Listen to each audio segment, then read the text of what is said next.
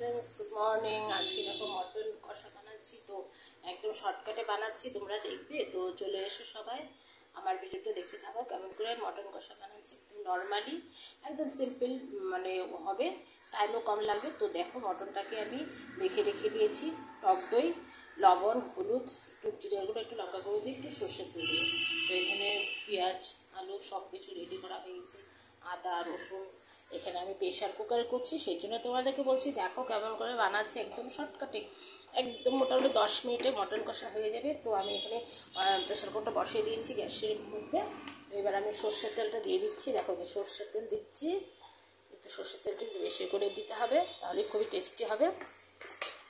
তো এইখানটায় কয়েকটা শুকনো লঙ্কা দেবো, আর হচ্ছে তেজপাতা, আর কয়েকটা জিরে দেবো। এই 1 চামচের মতো জিরে দিয়ে দিলাম ফোড়নে।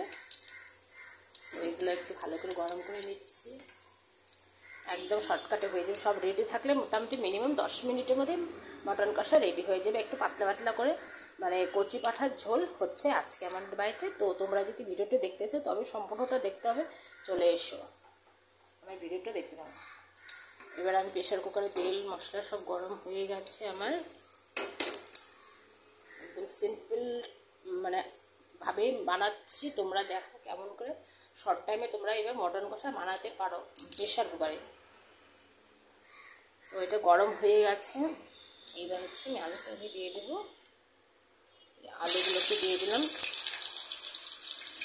আলুটাকে এবার ভালো করে ভাজা ভাজা করে নিচ্ছি।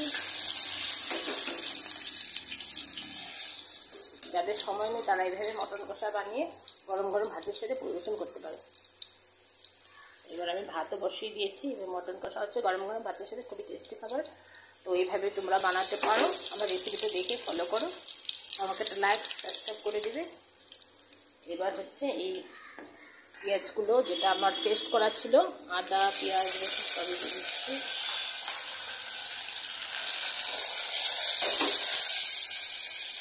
ভালো করে একটুখানি নাড়াচাড়া করে নিতে হবে।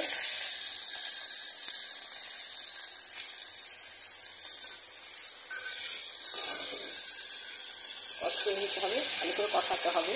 এবার লবণ হলুদ জিরে গুঁড়ো লঙ্কা গুঁড়ো সব দেবো, ধনে গুঁড়ো, সেটা আমি একটু পরে দেখাচ্ছি।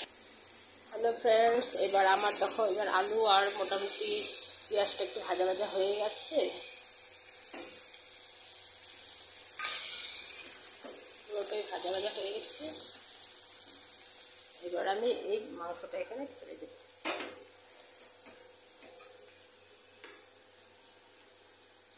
মেখে রেখে দিয়েছিলাম, আধা ঘন্টা হয়ে গেছে, এটা আমি এখন এখানে ঢেলে দিচ্ছি, একে একে পুরোটাই ঢেলে দেবো, পুরোটাই ঢেলে দিলাম। এবার এইভাবে আমি পুরোটাই ঢেলে দেবো। হ্যালো ফ্রেন্ডস, দেখো এবার আমি পুরোটা মাংস ঢেলে দিয়েছি। তো এবার আমি পুরোটা এইভাবে মানে একদম পুরো নাড়াচাড়া করে একদম পুরো ভালো ভালো করে লাল লাল করে ভাজা ভাজা করে নেব, তারপরে একটু জল দিয়ে ঢেকে দেবো। এবার আমি এখানে কিছুটা ওই ধনে গুঁড়া রেখেছিলাম, সেটাও এখানে দিয়ে দিচ্ছি।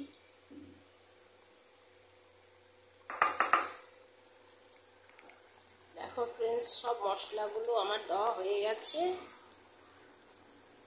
সব মশলা দেওয়া হয়েছে প্রেশার কুকারে। এবার আমি একটু জল দিয়ে ভালো করে ঢাকা দিয়ে দেবো, মিনিমাম 10 মিনিটের মধ্যে রেডি মটন কষা। একটুখানি জল দিয়ে ঢাকা দিয়ে দেবো, পরে তোমাদের সাথে দেখা করছি 10 মিনিট পরে। মটন কষা রেডি, একদম শর্ট টাইমে হয়ে যাবে। এবার ফ্রেন্ডস দেখো আমার মোটামুটি মটন কষা রেডি হয়ে গেছে, দেখো কত সুন্দর একদম কচি পাঁঠার ঝোল হয়েছে, মোটামুটি রেডি হয়ে গেছে, কত সুন্দর হয়েছে দেখো ফ্রেন্ডস, একদম কচি পাঁঠার ঝোল। তো এটাকে চাইলে তোমরা একটুখানি মাখা মাখা করতে পারো, বা এরকম পাতলা পাতলা ঝোলও করতে পারো, গরম গরম ভাতের সাথে পরিবেশন করতে পারো, খুবই টেস্টি লাগবে। তো নামানোর আগে হচ্ছে আমি আরও দুটো জিনিস দিব, সেটা তোমাদেরকে দেখ। এখানে মোটামুটি নামানোর আগে আমি দিব কচুরি মেথি, অল্প একটু কচুরি মেথি দিয়ে দিলাম, আর একটু শাহি গরম মশলা দিয়ে দিলাম।